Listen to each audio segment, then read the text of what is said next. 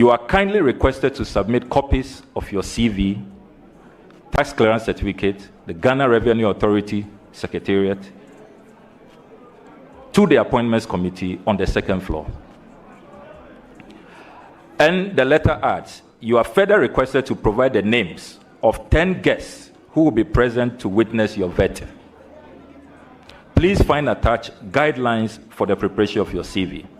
Yours faithfully, Mrs. Giftijage Goba. And she did attach the schedule for yesterday. I was to come right after the lunch. Attach the schedule for yesterday. I was to come right after the lunch break at 12:30 p.m. I have a copy here. So for the minority leader to address a press conference a while ago and portray me as some hooligan, some lawless character who will be smuggled into your hearings with my wife, my chiefs, respected ambassadors, Chief Director of the Ministry of Foreign Affairs, former ministers of Foreign Affairs. I take strong exception to that. I thought that the minority leader, at the very least, will have apologized to my revered chiefs who had traveled all the way from the Volta region, including the Tepaman Hene, traveled all the way from the Ashanti region, where I have been serving as Mbrantia Hene over the last 15 years. Please, be brief. So, Chairman, this is a very serious matter. It's a reputational issue. I was not smuggled here. There was no conspiracy. And before the minority leaders' press conference, another colleague on the minority side, the Honorable Vincent Ekoasefwa, also put out a post on social media accusing me of backdoor tactics and that I'm not going to be vetted yesterday. One wonders if this was some preconceived agenda to just cast a slur at my reputation. And Mr. Chairman, I want you to take a decision on this matter because my chiefs are beginning to wonder, did I mislead them? Or did I have an appointment to appear before you? Respected ambassadors are asking me, what happened? Team Oral and others are all asking me, are you sure you had an invitation yesterday after listening to the minority leaders' press conference? So, Mr. Chairman, we demand an unqualified apology from the respected minority leader. My chiefs will not accept this. My guests, whose names I submitted to you on the 27th of January, will not accept this. And it has to be made very clear. I feel very strongly about this matter. Honorable We nominee. are not some idle people who will be smuggled into Honorable nominee. Appointments Committee hearings. Honorable nominee, take it easy.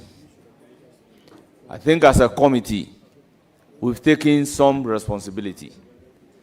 That is why, by way of opening remark, I apologize to you and the chiefs, together with your revered guests. What really happened was that since last week, we programmed the nominees to be vetted for the entire week.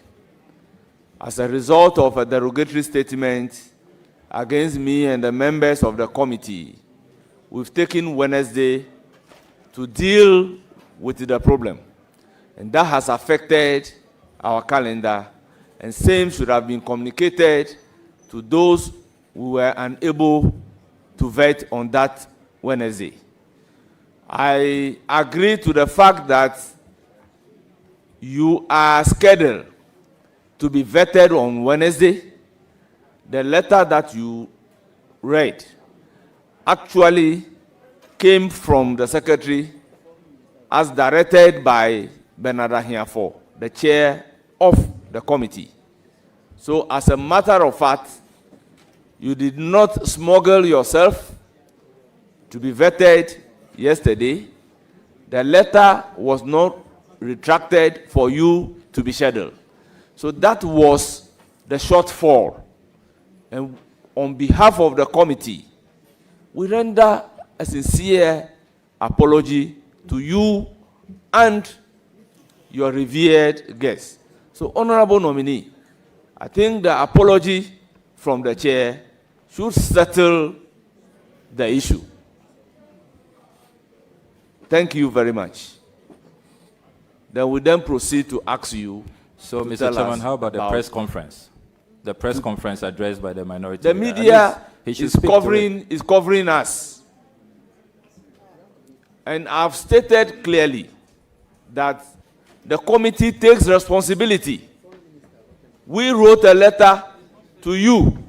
So if it is Honorable Sami Okudzeto, my good friend, if it were to be fair, I will not be apologizing to you on behalf of the committee. That is why I am pleading to you that accept my apology on behalf of the entire committee. Therefore, this time, if you want to insist on our rights, maybe the whole day. So please, once I have taken the responsibility, and I apologize to you and your revered guests on behalf of the entire committee, whoever is a member of the committee, that based on the unfortunate incident, be it a press conference or a statement in the media or a post in the media, I am on behalf of everybody apologizing to you. So accept my apology and let this matter be settled. Thank you very much. Thank you very much, Handily Mr. Chairman. proceed to tell us about yourself.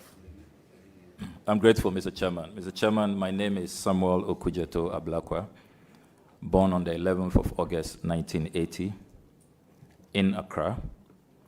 I hail from Aveime-Bato in the North Tongue district.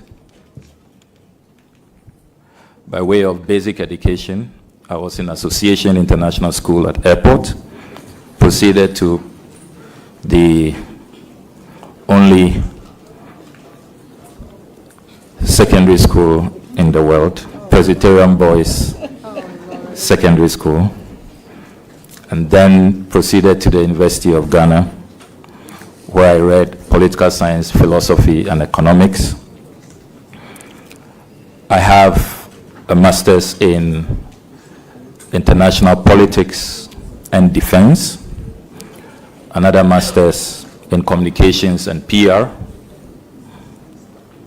an executive certificate in leadership from Harvard Kennedy School. My masters were from the University of London and the University of Leicester.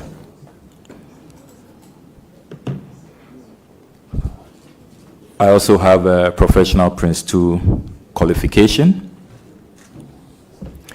I am currently serving in my 4th term, representing the chiefs and the good people of North Tongue. I have served as ranking member on the Foreign Affairs Committee for almost 8 years. In the 8th Parliament, I also served as chair of the Assurances Committee.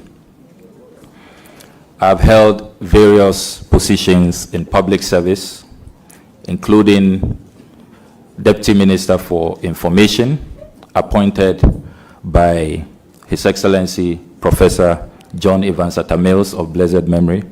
May his soul rest in peace. My dearest mentor, who I miss greatly. I was also appointed by His Excellency John Dramani Mahama. I served as Deputy Minister for Education in charge of tertiary education. I currently chair President Mahama's flagship anti-corruption team, the Operation Recover or Loot team, a position I'm very, very proud of as chair, and I will miss dearly when I hand over in the next few days. Mr. Chairman, kindly permit me to convey sincerest gratitude from the depth of my heart to His Excellency John Dramani Mahama for this appointment. I have already assured him that I will give it all and I will make him and the country proud. Thank you very much. I'm concluding, Mr. Chairman. Very if you well. give me 30 seconds. I must also thank my dear mother, Her Excellency Professor Nana I love Rise Mushroom Coffee, and not just because I look good drinking it. Hello there. The all-day energy I get is good too, and it's easy on the stomach. But mostly, it's because I look good drinking it.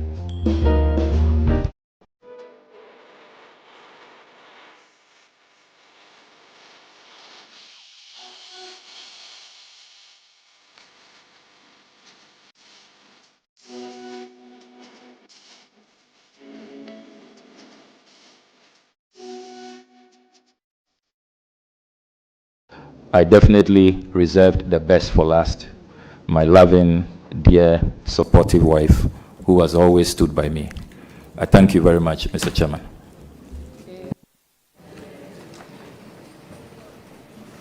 Our revered guests, please, you will have to take part in the proceedings in silence. We'll then proceed with the actual vetting, and I will recognize Asafo Adjei to start with his questions. Honorable Asafo Adjei, you have the floor. Thank you, Mr. Chairman. Thank you.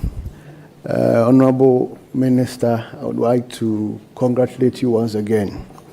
I am a Japon boy, so it serves well to have one of us being here. But Mr. Nominee, I am a bit worried, particularly with the diplomatic posturing of our president when it comes to the Sahel Trio and how it would impact on the image of Ghana as a democratic country. What do you think of it? Well, thank you very much. It's a very important question you have asked. And interestingly, ECOWAS will be 50 years this year, and Ghana is likely to host the 50-year celebrations. His Excellency John Dramani Mahama believes that our regional integration agenda should be pursued and should not be abandoned. And so even though our three closest neighbors, Burkina Faso, Mali, and Niger, broke away from ECOWAS, and only this week their breakaway became effective. ECOWAS announced that they have completed the cessation. We need to be conscious of the fact that as closest neighbors, even though we are promoting democracy and we have all said no to coups, we face serious threats. The threat of violent extremism and terrorism. And so, as good neighbors, President Mahama is of the view that he should not give up on dialogue.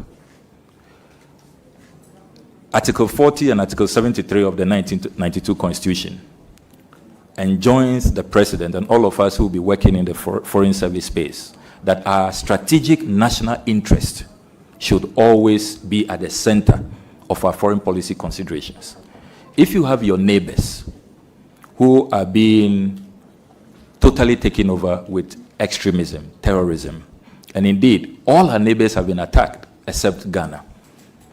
And we know that if situation gets out of hand, the economic crisis also worsen, we will be affected. We are trading partners as well, and we have historic ancestral ties. There are many Ghanaians who trace their roots from Burkina Faso, from Niger, from Mali. So it is very strategic for President Mahama to say that I want to help resolve this Sahelian crisis. And that is why he appointed the respected Venerable Flight Lieutenant Colonel Bevlolate, who was an AU envoy on counterterrorism and also has the military clout and very close relations with some of these military leaders. So it is in our strategic national interest, as Article 40 and Article 73 enjoins us. And that is what informs President Mahama's posture when it comes to our three neighbors who have formed AES. Thank you very much. Yes, Mr. Speaker, I'm following up on that. Honourable Minister, don't you think that our colleagues within the ECOWAS will be disappointed on the position the president has taken when they also have a different position? The indications are that our neighbors are rather impressed with President Mohammed's approach. They are really impressed that all of them were at his inauguration. And remember that even before President Mohammed's intervention, ECOWAS did not just alienate them. ECOWAS took steps to dialogue, even appointed an envoy to try to talk to them to come back. Because some of the things they want to do, have a new passport, you know, have a new bank, a new trading bloc, it will really undermine our quest for regional integration. And the further bastardization and balkanization of the region is not what will help our collective economic interests, particularly at the time we are talking about the continental free trade arrangement, you know. So I can assure you, my respected colleague, that these are steps in the strategic national interest of our country, and it is very welcoming. And I think that we should, as a house, support President Mahama to achieve his objectives. I think it will be to our collective credit if during our tenure as leaders in Parliament and in the executive, we were able to talk to our good neighbors to come back into the ECOWAS fold. I think that it will really be a good icing on the cake as ECOWAS celebrates 50 years in existence.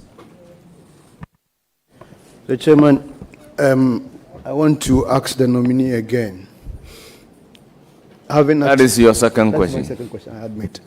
Having attended, work with AU, attended several meetings, Ghana has always taken a position when it comes to Kosovo and Serbia. When it comes to Sahrawi Republic, we even call them the Western Sahara, and Morocco. And then the Palestine and Israel. I mean, the past government had a position. What will be your position vis-a-vis that of the President John Mahama's position when it comes to these countries, and we all know what is between them? This is a very interesting question on geopolitics and what should be our geopolitical positioning. And I would like to make reference to our foreign policy, which Osajifo Dr. Kwame Nkrumah presented to this House on the 16th of December, 1959. He talked about Ghana's foreign policy being positively neutral, that we shall not look left or right, we shall look forward. And that is why, after that, he collaborated with his colleagues to establish the non-aligned movement in 1961. So Kwame Nkrumah said that as much as possible, we shall seek to be friends of all and enemies to none. So our posture will remain same. We will seek to be good friends to all of these countries. But being good friends, as Kwame Nkrumah said on the 16th of December 1959, doesn't mean that if along the line there is a misstep, you engage in some violation of international law, you go against the rule-based order, it does not mean that we will not speak out or point it out to you. That is even what shows that we are really good friends. So in these countries you have listed, there are matters that are concerning. For example, the Palestinian-Israeli conflict. We take the view that the humanitarian crisis there is totally unconscionable and unacceptable. And it is with dismay that we will continue to urge for a resolution of the Middle East crisis. We remain committed to the two-state solution so far as the Israeli-Palestinian conflict is concerned. We do not align with hardliners on both sides who say that one state should be totally annihilated, does not deserve to exist. No. We say that let's respect the UN resolution, a two-state solution. On Western Sahara, you may have heard that on the eve of President Akufo-Addo's departure, he instructed that we cut ties with Western Sahara. That certainly has created some anxiety and nervousness, and it marked quite a major departure from our position in the 1960s, 70s, and the 1980s. And you recall that we, in 1982, championed the cause of Western Sahara, which led to Morocco exiting the OAU, as it was known at the time, in 1982. So it was a very significant development, and a lot of our allies on the left are looking at Ghana's new posture. I can assure you that because this is a very sensitive matter, we will be open-minded. We will study exactly what the considerations were, what the experts advised President Akufo-Addo to take such a consequential decision. I mean, when you are in government, you may know things that others would not know. I mean, he received national security briefings, he is at ECOWAS, OAU, AU now, and all of that, UN. So we want to keep an open mind. We will go and study what the considerations were, what analysis went into this decision.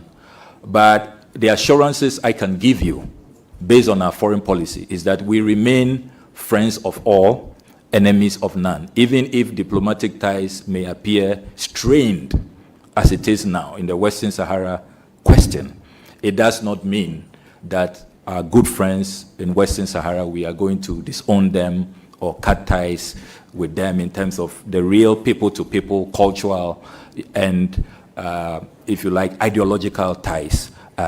Join Planet Fitness and save $28 or more. Just $1 down, $15 a month. Deal ends January 31st. If you really want to experience this on your own, with the Hygge desk and the view, you can apply at opera.com for the real experience. Or you can download the Opera browser and you can have this Hygge at home. It's good.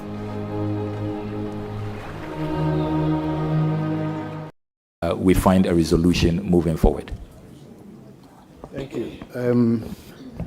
I think I like how you responded, because Ghana has always taken a position, but that's fine. It's like you mentioned, you would get to find out in the ministry. I agree. Mr. Nominee, I also want to know, we have a foreign policy. Everybody knows that, non-aligned and all that. But we have also taken some critical interest in international issues, climate change and all that. What is our country's international environmental policy? Another very important question, and for our generation, that is perhaps the most significant question. Will the human race survive if global warming, the ongoing climate change disruptions continue, if we do not change our way of life? And that is why the COP meetings have become so crucial. Unfortunately, the big players and the big polluters, we are not seeing consistency. They don't want to come to the table really following the science. There are some countries who are saying that they don't even really believe in the science and that it's probably exaggerated.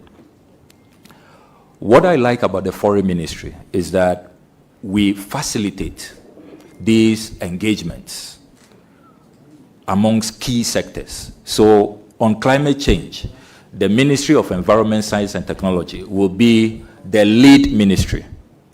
The Lands Ministry will also play a role, and I'm glad that I see the respected former Lands Minister at today's hearings. I know he took part in a lot of the climate change discussions. I followed those meetings keenly. So we will not be the lead ministry when it comes to climate change. It will be the Ministry of Environment, then the Lands Ministry. But we are happy to coordinate, to facilitate the meetings, and to make sure that Ghana is committed to our international obligations. And having said that, let me register our unhappiness at the latest withdrawal by the United States of America from the Paris Climate Accord. That was a very key intervention in the climate change agenda. Ghana played a leading role, I recall, under former President Mahama when he was president at the time. That has clearly created a disruption. But we will continue to urge our big brothers and sisters to come back to the climate change agenda and to commit to a new global order when it comes to climate issues. So that's how I respond. Thank you. Chairman, a last follow-up on this. The nominee, Honorable member, you are either asking your last question. You are entitled to one follow-up, which you have asked. So you either move to your last question. After this, I'll give you no opportunity. I'm going to my last question. I'm going to my last question. Yes, I'm going to my last question. Yes, sure. Mr. Nominee, this, I think it is for the jury out there. There have been a lot of concerns about our female in the Western, the UAE, particularly inhumane treatment, abuses and all that. Even though we admit that it is out of their own private businesses and other things that lands them there, it has some implications on our international imagery. What is going to be the position of this government on this mass movement to UAE, and then it will come back to us as a whole lot of inhumane abuses and all that? What will be the clear-cut position of this government? Once again, let me commend you for this well-researched question. And this is a matter that I am very passionate about. One of the priority areas that His Excellency John Dramani Mahama has tasked me to work on is how the Foreign Ministry is repositioned to help resolve the unemployment crisis in our country. Unemployment has moved from about 8.6% in 2016 to 14.7% currently, according to the Ghana Statistical Service. We need to make sure that this migration that is going on because of the search for employment benefits our country, it is regulated, and it's a win-win situation. Countries like Cuba, Indonesia, because of their strategic foreign policy, have been able to use their foreign policy. They sign bilateral agreements with other countries. They export labor, so their citizens are well catered for because everything has been signed, is done legally, so their rights are protected. A portion of revenue goes to the country, and then there's another portion that goes to the workers, particularly the Cuban Medical Brigade, if we are to look at the Cuban model. So under my leadership,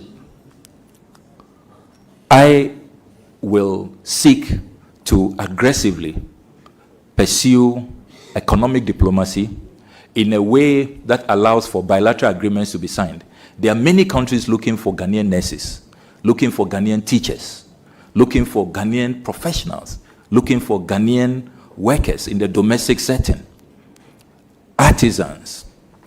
Why can't we take advantage of that to solve our unemployment crisis and also to regulate the space so that what is happening in the Gulf to some of our workers, our fellow compatriots, is addressed? When these receiving countries know that the labor they have received is not from some clandestine agency engaged in some, human trafficking operation, they will be mindful in how they treat these workers. So expect that one of our priority areas will be using foreign policy to address unemployment.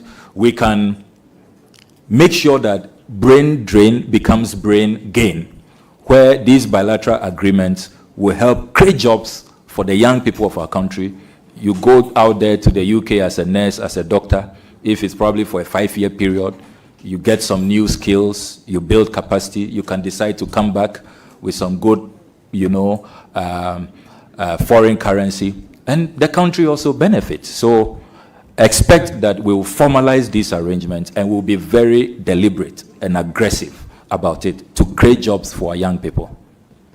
Thank you very much. Mr. Speaker, I want to commend the nominee and once again congratulate him for his appointment. I move to give the floor to Honorable Oko Vanderpoy.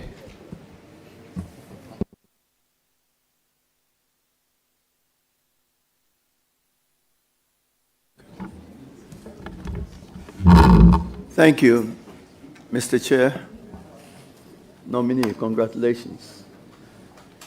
I'm one of the many Ghanaians who are very happy to see you where you are seated this morning. Nominee, I've worked with you in the 7th Parliament and in the 8th Parliament as my leader on the Foreign Affairs Committee. And I appreciate the leadership skills and knowledge that you bring to where you are sitting this morning. When you get to the ministry, what would be some of your priority areas?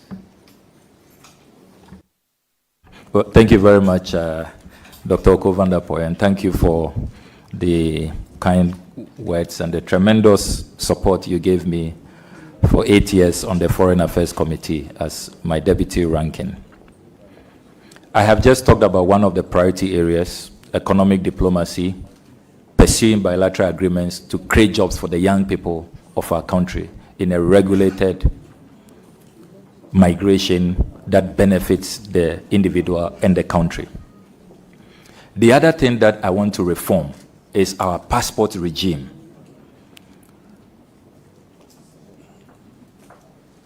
There are too many complaints about how difficult it is to get passports and to get them in good time.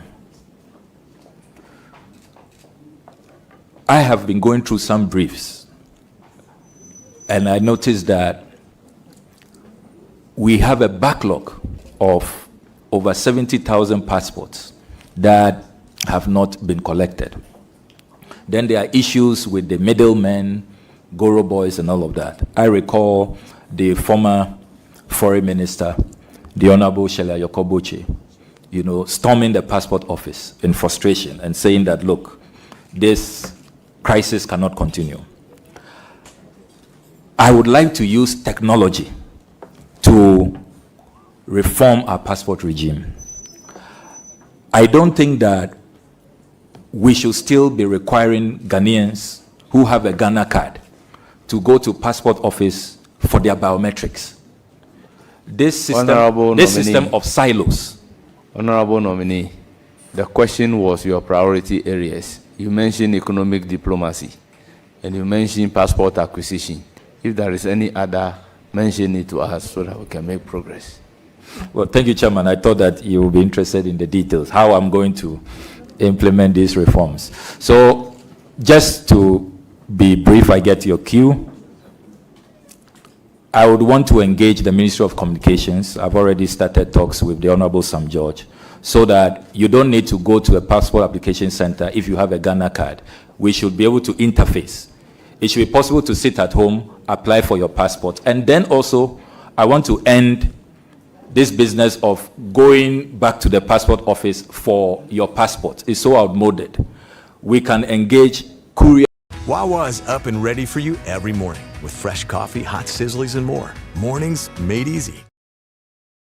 Organizing the whole regime as we move from the current biometric to chip embedded passports will be a matter of importance to me.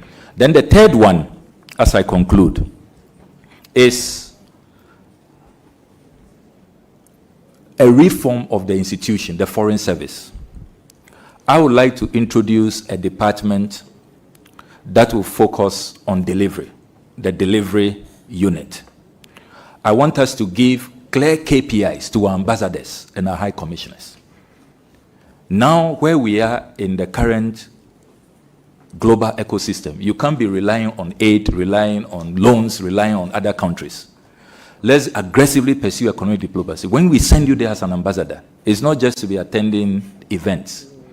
You must bring us something home that will impact the lives of the people. How many investors are you bringing in? How many industries? FDI and all of that. So they will be giving clear KPIs. Because if you look at last year's budget, we spent more than 875 million Ghana cedis on our foreign service staff alone. That's almost $1 billion. And you ask yourself, these 71 missions out there, what are they bringing in? And that is why many people think foreign affairs is so removed, is so abstract. What do we even get from foreign ministry? We are going to change that perception. Clear KPIs, you must bring something home. If within 1 year we are not seeing benefits, you will be reshuffled, so that we'll send in ambassadors who will be more dynamic, who will be proactive in our national interest. Thank you. Any further question? Mr. Chair, I think the nominee has done well with my question. I don't have any more questions. I just want to congratulate him. And once again, I want to say I'm very happy to see you where you are. And I want to thank His Excellency John Dramani Mahama for your nomination. Thank you. Thank you. I proceed to give the floor to Honorable Abu Jinapo. Please.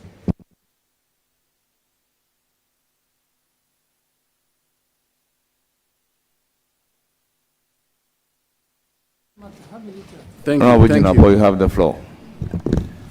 Thank you very much, Mr. Chairman. Mr. Chairman, let me begin by congratulating the Honorable Okudzeto Ablakwa for his nomination to this very high office as, and occupying the shoes of statesmen like Nana Addo Dankwa Akufo-Addo, Obeda Samoa, Victor Gbeho, and the rest, especially at his age, is quite a significant achievement. And warm congratulations, Honorable nominee. Mr. Chairman, Ghana's policy, foreign policy, since 1957 has essentially been non-aligned. And as the nominee himself articulated in one of his responses, if I would say, we neither look left or right, we look forward, and we don't take sides. Indeed, if you look at the NDC manifesto, specifically page 160, you will see that that same policy is articulated. And then President Mahama, in his inaugural address, also reiterates the point. Mr. Chairman, I followed the nominee. I've read most of his articles, his presentations, news articles about him and all of that. And it is clear on the evidence that the nominee is a leftist. It's a leftist. I would say he's a socialist. I will refrain myself from saying that he's a communist. I will refrain myself from saying so. You will see, Mr. Chairman, that the nominee, for example, wrote a tribute to His Excellency John Pombi Makafuli and delivered it on the floor of Parliament when he died on 17th March 2021. And therefore, Mr. Chairman, the nominee's views are known as a radical left. How is he going to marry his obvious personal ideological leanings and inclination, which he's on many occasions said he's very proud of, in wiggling his way through this complex international geopolitics of the left and right as it relates to Ghana's policy of non-aligned? Thank you. This question could have been asked without making reference to all those documents. Please proceed to answer the question. Well, thank you very much, Mr. Chairman. And Mr. Chairman, let me place on record that I am not a communist. Of course, I am left of center. All of us in the NDC subscribe to the left of center political ideology, which we are very, very proud of. His Excellency John Dramani Mahama has worn the badge proudly because we believe in the welfare state and we believe in humanism to our economic interventions that don't encourage exploitation, particularly by a few elites. So you are right about where I belong ideologically, left of center, which is where my party, the NDC, belongs. So I am very much at home. Having said that, let us remember Kwame Nkrumah's tact and skillful approach to our foreign policy. Kwame Nkrumah was on the left, but he managed to, at the height of the Cold War, a bipolar era, to still get the Americans to support him in the construction of the Akosombo Dam, and to still have the Russians to help him in building our atomic agency. So that model is what we must adopt.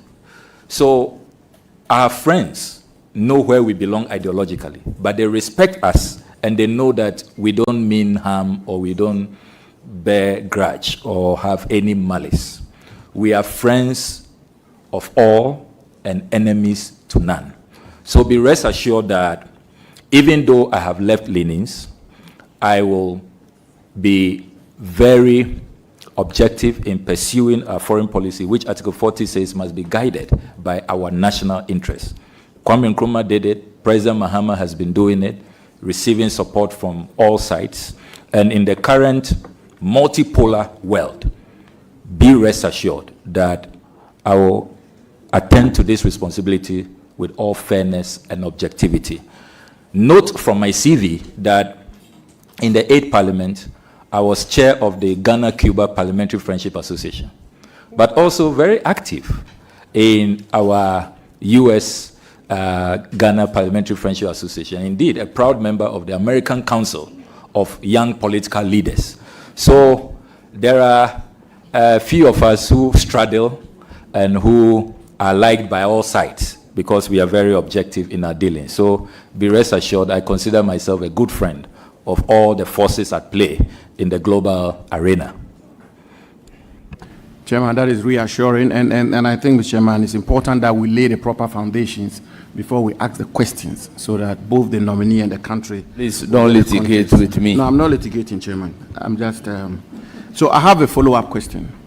Now, again, Mr. Chairman, the nominee is on record to have, you know, if you want, not so much criticized, but raise substantive and significant issues with Ukraine as opposed to the West in the Ukraine-Russian war. And I have an article here where the nominee indicates that the war between Russia and Ukraine, which has been roundedly condemned by all international organizations, the United Nations, African Union, ECOWAS, and the rest, is as a result of Ukrainians' failure of foreign policy. Mr. Chairman, also the nominee is on record to have taken issues with the West in its dealings with Israel as it relates to the Israeli-Palestinian conflict. And the point I seek to make is that the nominee is obviously, in his years of activism, taking sides in these two major international conflicts of the world. If he gets the nod of this committee and parliament, how is he going to navigate his way through this complex issue of Ukraine-Russian war, Palestinian-Israeli war, mindful of its rippling effects in the global geopolitics? How's he going to do that? Thank you.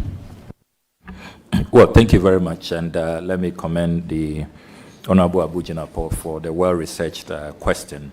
The challenge that we all face, I've served on the appointments committee, is that you have to summarize, and so you can't read these articles in full. But those who will want to pay regard to the articles, you see that I try to be very objective and balanced and more nuanced than the summary. The conclusion, whether you've taken sides, is it correct? No, the conclusion is far-fetched. I have not taken sides. And Mr. Chairman, I know you'll be happy to hear that I have been invited by both sides. There are probably few people who have achieved that. The Russians invited me, and I was guest in their parliament. There was a second invitation where I went with former President Mahama to launch his book at the Russian Academy of Sciences, the Russian translation.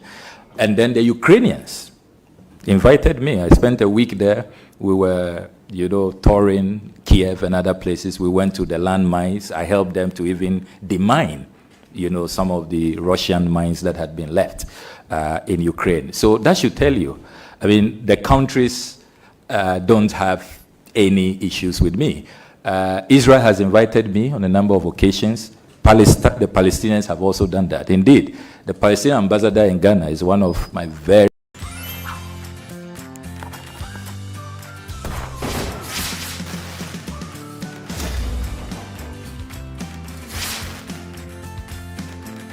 objectivity. But Article 40 is clear.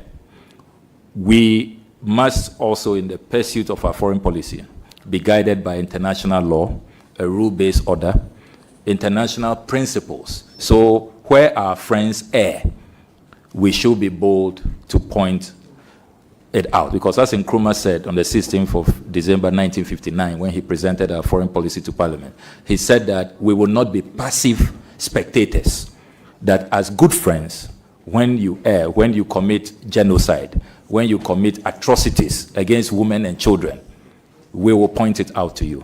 And it does not make us bad friends. It rather, makes us very, very good friends. So that's the position I take on these matters. Thank you very much. Your last question? Or you have a follow-up on this? This was a follow-up on the first question. It cannot be. No, it was. It cannot be. I said so that it was a follow-up. No. The fact that you said so doesn't mean it should be a follow-up. No, it was Please, a follow-up. ask a follow-up question whether he is taking sides in these various wars that we have mentioned. Please go ahead with the follow-up question on this. Mr. Chairman, respectfully, I asked a question about his leanings on taking sides, and I made a follow-up on the specific issue of whether or not you take sides. It was all about taking sides. Thank you. How is he going to marry? No, it was taking sides. And then I gave a specific example, whether you take sides. Please, your last question. Last question? If you have a follow-up on this, I will allow it. Mr. Chairman, no.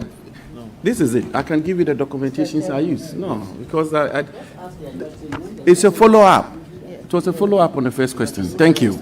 So, Mr. Chairman, the question I want to ask the nominee, which is the second question, is the nominee, if he's given the nod as foreign minister, as I said initially, it's a very high office.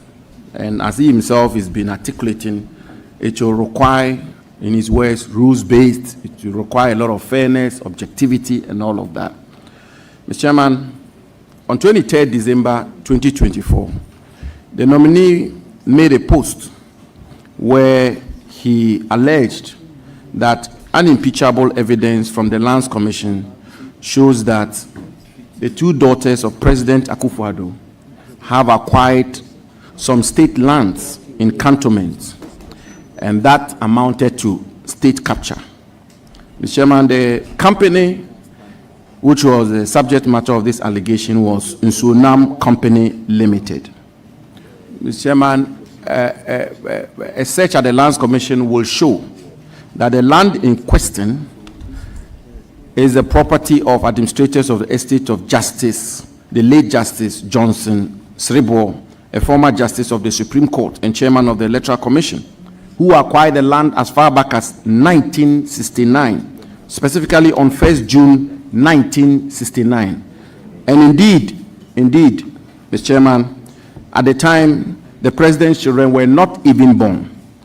The subject matter land was acquired by the state, Mr. Chairman, as far back as 1869, and the lease will end in 2069. So clearly, this land is not state land. The president's children did not buy state land.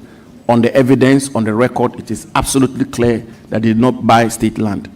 Will the nominee concede, given that he's seeking to be foreign minister and will be required to be fair to all manner of persons, that the president's children were wrongly accused and he will apologize to them? Thank you, Mr. Chairman. Well, your quick answer. Well, thank you very much for the question. The Honorable Abujinapo will recall that when I put out that article, I supported the article with evidence from the Lands Commission. I attached an official search that I had conducted on those two lands. Indeed, those are lands that you have in Somnam and then the lot boutique, a fashion boutique. And I sought to inquire from the Lands Commission the status, the ownership of the land.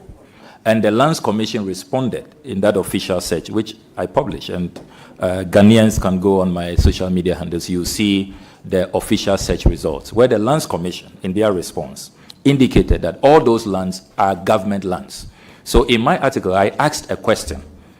Is this another state capture? Is President Akufo-Addo allocating state lands to his daughters?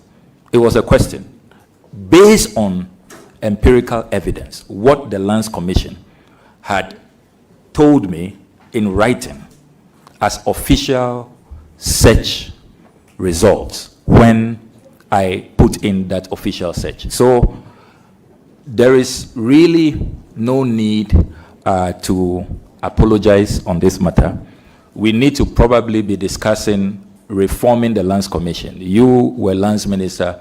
If you think that the Lands Commission misled me, you need to join us with ideas on how to reform the Lands Commission, get their data to be more accurate, so that when we conduct official search, what they tell us, the reports that they give us, their search certificates, are not misleading. Because all of the facts you put out, I don't know them. In 1979, I wasn't born. Thank you. So the Lands Commission told me they are government lands, and I have the documents here. Thank you. To confirm Thank you that. So very much. Thank you very much. It's not my fault. Any follow-up on the land acquisition? Mr. Chairman, my follow-up will be that I have in my hands, and this is all about government lands. Of course, I mean, the nominee is literally established and conceded that the president's daughter did not buy state lands. If they were government lands as far back as 1969, they were not state lands at the time when they were tenants. As you know, they are tenants of that place. Please, but anyway, your follow-up question. Please, your follow-up question. Mr. Chairman, please, this being a house of records, I have not admitted. I know. I this haven't being said house of records. I'm saying that you never the admitted. record I have, what the Lands Commission gave me. Therefore, when you I conduct won't official rescind search. your decision Yes. and apologize. So please I'm go ahead with I'm your not question. changing my stance on the matter.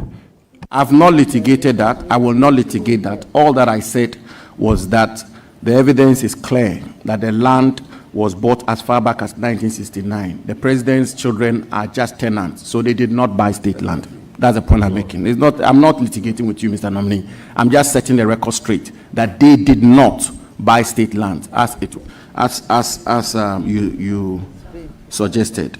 So, Mr. Chairman, the follow-up will be, and this really is flowing from the issue of the nominees' standing and reputation on the protection of public funds, state lands, and all of that.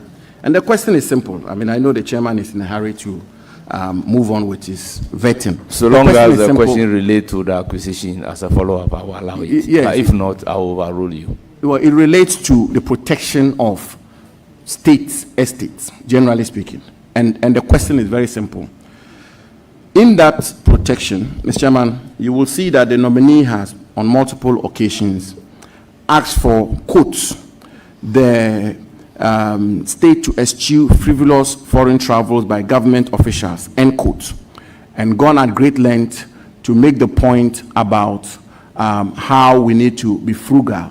I know that the foreign minister travels on first-class ticket. Will he travel on economy ticket when he's made foreign minister? Accordingly, the question is overruled. There can't be a follow-up question on acquisition of land. You are done. I then give the floor to Honorable Ziwera. Honorable Ziwera, you have the floor.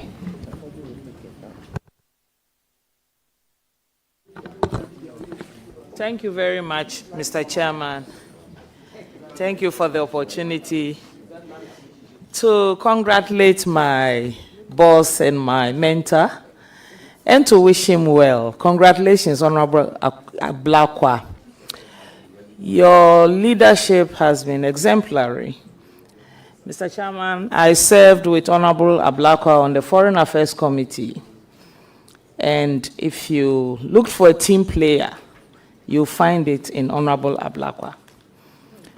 Honorable Ablakwa, extent of knowledge in the foreign ministry and international relations makes him the best choice, actually, for this position. And I want to commend highly President Mahama for giving us this choice. We know that with your extensive experience, with your knowledge, and with your excellent human relations, you are going to lift the flag of Ghana very high in the Committee of Nations. I can only wish you well, and I say congratulations, Honorable Ablakwa. Thank you very much. Well, thank you very much. Thank you. Thank you. Order. Order. Thank you. Order. Order. I proceed to give the floor to Honorable Soa.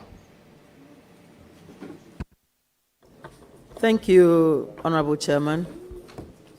Honorable nominee, my Anglican brother, I wish to congratulate you on your nomination by His Excellency, the President of the Republic of Ghana, John Dramani Mahama.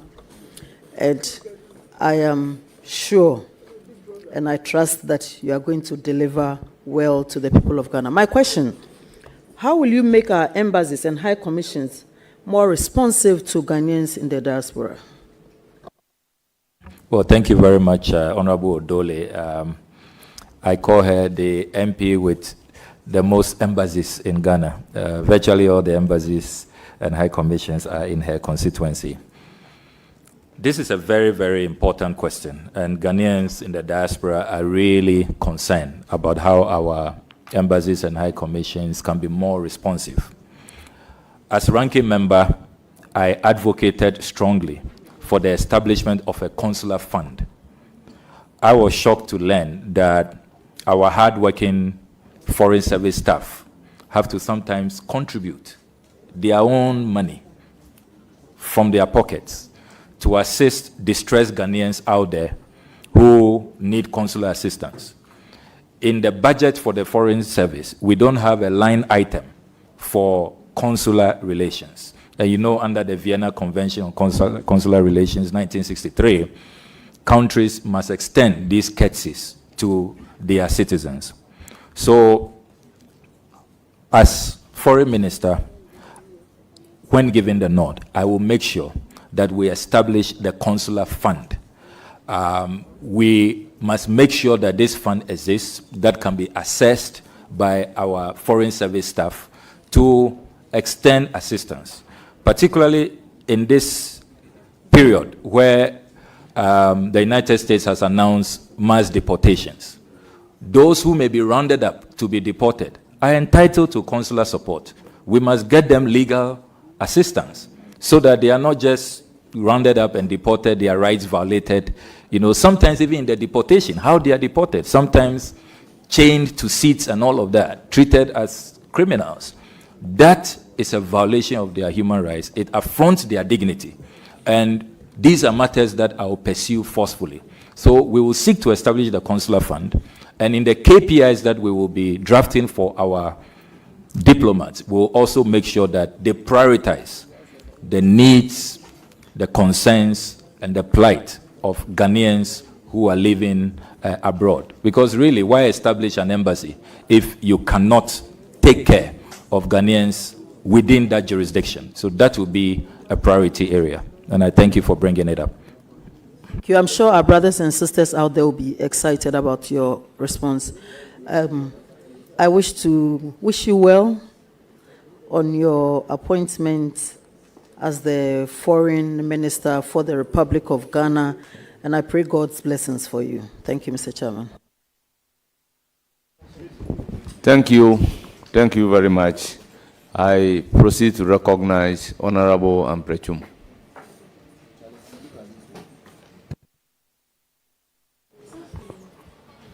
Thank you, Chairman, for this opportunity.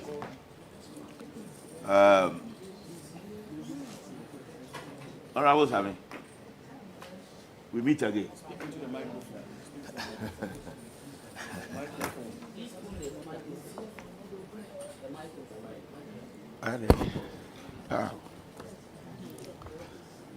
Honorable Samuel Okudzeto Ablakwa, MP for the good people of Northton.